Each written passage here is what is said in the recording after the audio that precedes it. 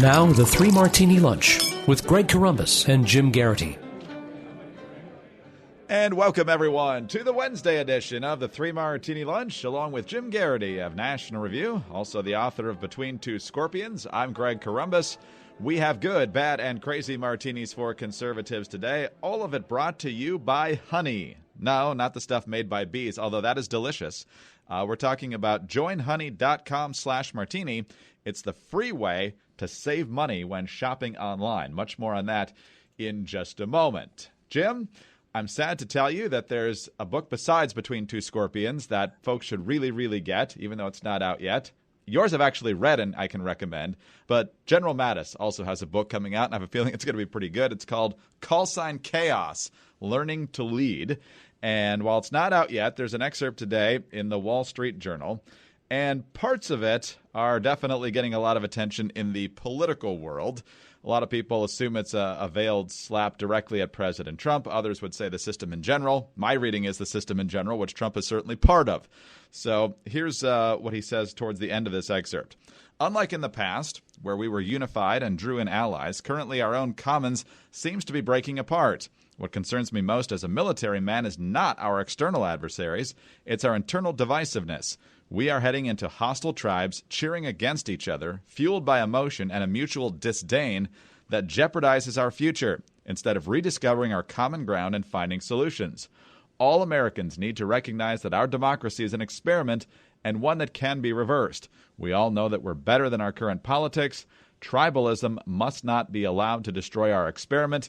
And then the very last line of the excerpt, on each of our coins is inscribed America's de facto motto, E pluribus unum, from many one.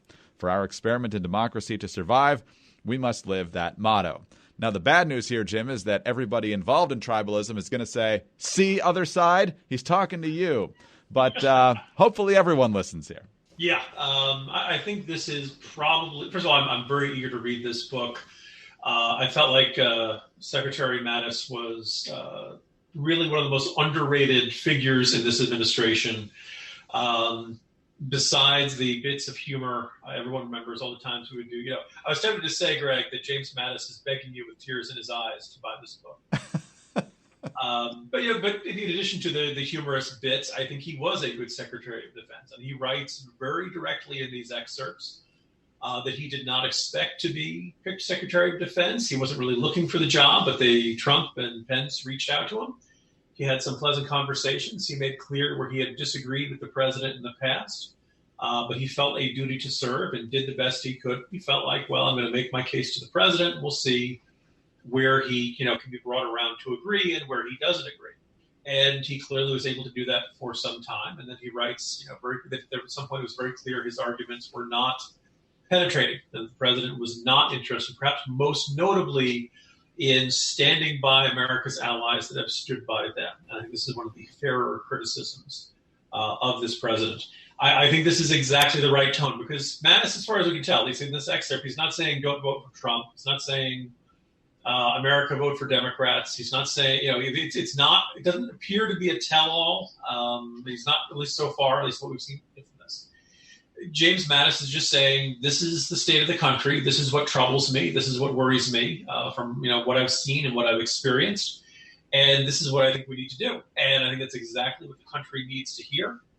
I saw somebody on Twitter earlier today kind of saying, if the alternative to Trump, either in a Republican primary or as an independent, was not Joe Walsh or Mark Sanford or William Weld or any one of these guys who was really far from ideal for the traditional conservative, and if the alternative was Mattis, I think you'd be looking at it would completely transform the 2020 race. I think there are a decent number of Republicans who are sticking with Trump because they see no better options. But a man like James Mattis could very well be a better option. Now, of course, there's no indication that Mattis wants to do this. And in fact, it sounds like he never wants to go anywhere near Washington, D.C. ever again. It's hard to begrudge him that. No, it sounds like a good book. And, when you talk about, compared to the Scaramucci's of the world, Neil Marosas, people who have worked for this president and had disagreements and ultimately left because of this disagreements, it sounds like Mattis really threads that needle in taking the right tone of saying what he thinks and being honest about it. But it's not a trashing the place on your way out the door and full of sour grapes and bitterness and all of that. I really look forward to reading the whole thing, Greg. So there was one grown up in Washington during this whole ordeal. So that's good to know. But he's not there anymore. So, well, national unity would be nice. But next to national unity, saving money on your online purchases is obviously the next best thing. And that's where Honey comes in. Have you ever bought something online only to find out later that you missed a discount because you didn't know about it and there wasn't a chance to apply coupons without having to search for them? Well, those worries are now over because Honey is a free browser add-on, yes, I said free, that finds everyone the best deals online. The app magically auto-applies the best deal to your cart at checkout. You don't have to go searching for anything. And Honey finds discounts and coupons across 37,000 different sites. We're talking about Amazon, Best Buy, Sephora, Nike, Expedia, Forever 21, Groupon, Adidas, even Pizza Hut. You can get discounts on your pizza thanks to Honey. Rich McFadden, he sits in for me once in a while when I'm not here for the 3 Martini Lunch. He's also one of my bosses here, and he has this to say about it. As the primary Amazon purchaser for our company, I don't have the time to search the net for coupons and comparing pricing. Honey is a gift for managers who want to make sure they are getting the best price but don't have all day to compare and shop on the web. Honey does it for me. Honey has saved its 10 million members an average of $28.61. Honey members have already saved more than $800 million. Not bad for something that's completely free and takes just 2 clicks to install. Honey has more than 100,000 5-star reviews on the Google Chrome store, and Time magazine calls Honey, quote, basically free money, unquote, which is, pretty darn appealing. Absolutely. So really, there's no reason not to try Honey. You get discounts. It's free to install. Oh, and by the way, they don't sell your info to other people, in case you're wondering about that. It's free to use, easy to install, just 2 clicks. Shop with confidence. Get Honey for free at joinhoney.com/martini. That's joinhoney.com/martini. Honey, the smart shopping assistant that saves you time and money when you're shopping online. All right, Jim, we know that as we turn to our bad martini here, that the 2020 cycle is going to be fairly challenging for Republicans in a number of ways. First of all, you've got the presidential race, and I saw one story on Drudge today that all of the top-tier Democratic presidential candidates, right now anyway, are at least 9 points ahead of President Trump. In the meantime, Democrats have control of the House, and the odds of Republicans winning that back in 2020 don't look fantastic. So Republicans are also trying to make sure that they hang on to the Senate. So in case things don't go well in the House and the White House, they at least have that as a stopgap against whatever the Democrats might want to foist upon the American people. So right now it's a 53-47 split. Republicans are defending quite a few seats this year because they did quite well in 2014, as you might remember. And now they have one more to defend. Johnny Isakson, who was first elected in 2004, replacing the favorite Democrat, maybe of all time, on the 3 Martini Lunch, and that's Zell Miller when he retired in 2004. Johnny Isakson won that year, won re-election twice, but now he is retiring at the end of the year. He's almost 75 years old, and he's battling a growing pile of health problems. He says his Parkinson's is advancing. He had a fall recently where he fractured some bones, and he also recently had surgery to deal with a cancerous growth on his kidney. So Johnny Isakson is dealing with some very severe health problems. He's been a pretty reliable vote for Republicans, not only in the Senate, but in the House before that. He's the guy who won the special election in the House to replace Newt Gingrich way back when. But that means that Governor Brian Kemp gets to appoint a temporary senator at the end of this year. But it also means under Georgia law that the seat becomes open at the next regularly scheduled congressional election, which would be the fall of 2020. And oh, by the way, there's already a Senate seat on the ballot that year. That's the David Perdue seat that he currently holds. He's running for re-election. So there will be an open seat in Georgia come 2020 for the other Senate seat. You've got the stalwart conservative at the Washington Post, Jen Rubin, saying with exclamation points, Sally Yates and Stacey Abrams, in case you weren't sure they're not conservatives. But Stacey Abrams, Jim, I see on Twitter that you're not buying this completely, says she's not a candidate for either one of these seats. But nonetheless, it's sad to see Johnny Isakson going through these problems and Republicans having to play more defense. Yeah. And look, Republicans obviously are pleased that Kemp won. And, as we said, there's a 50,000 vote margin, not within the margin of cheating or fraud or anything along those lines. But look, that still meant Stacey Abrams came closer than almost any Democrat has come in Georgia. I want to say about 20-some years, a really long stretch. Now, her statement came out shortly after the announcement, was pretty straightforward. Our thoughts are with Senator Isakson and his family. Leader Abrams' focus will not change. She will lead voter protection efforts in key states across the country and make sure Democrats are successful in Georgia in 2020. While she will not be a candidate herself, she is committed to helping Democratic candidates win both Senate races next year, end quote. Now, look, that seems pretty definitive. I think it's pretty clear she, was not, she had the choice of running in the Senate race that was already scheduled for this year. I do wonder if she will change her mind on this, though, Greg, because for starters, in addition to the Democratic Senatorial Campaign Committee, basically every big name Democrat is going to want her to run for this race. She's probably, certainly the candidate with the biggest national profile. She probably would have a big inundation of funds and a national fundraising network. Media, by and large, loves her. Media sure as heck isn't going to challenge her on her claim that she actually won and that somehow 50-some thousand votes were erased or done away with or suppressed or stolen or God knows what. You figure, in addition to all the big names, maybe President Obama, maybe, Biden. There was already this talk Biden was going to offer her the running mate slot and try to wrap this up early. Everybody in the Democratic Party is going to want to see Stacey Abrams running for that seat. The other fair question is, when will she have a better chance to win than an open Senate seat this year?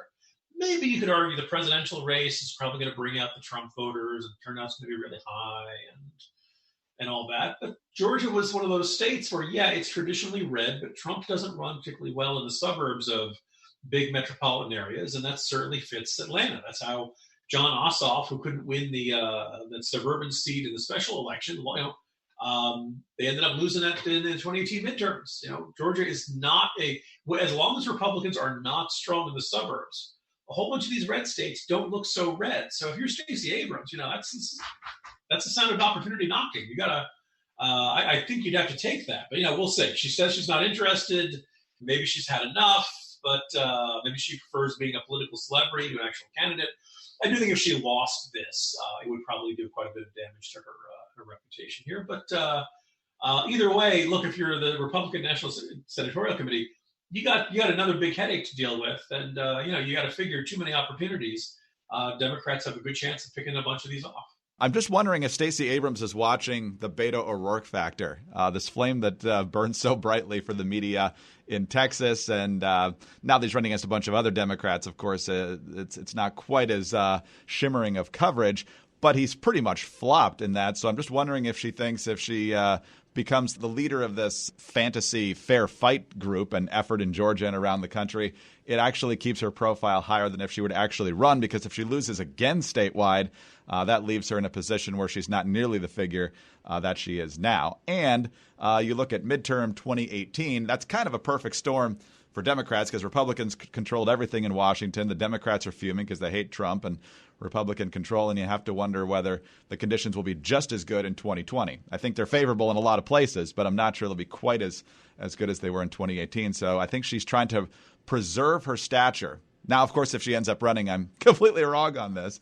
But are there any names that jump to mind on the Republican side for you, Jim? Because I'm seeing some folks, I assume tongue-in-cheek, throwing out names like Newt and Herman Cain and so forth. And the Republicans in the House delegation are relatively young. I mean, we had quite a bit of experience there for a long time with the likes of Jack Kingston and Tom Price, who eventually became and then had to resign as HHS secretary.